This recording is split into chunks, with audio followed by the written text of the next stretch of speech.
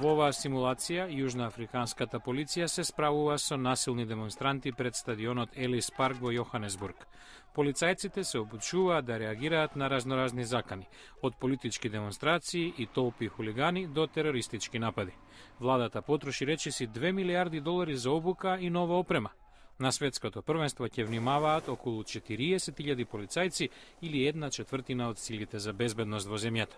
Првиот човек на полицијата, Беки Селе, вели дека со колегите од други земји разменува информации за евентуалните закани.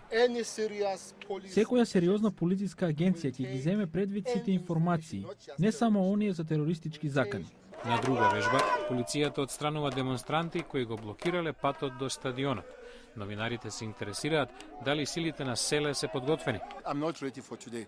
Јас не се подготвувам денес, јас нема да се подготвувам утре. Јас бев подготвен уште вчера. Без оглед на тоа, шефот на Јужноафриканската полиција вели дека вежбите ќе продолжат се до почетокот на светското првенство на 11 јуни.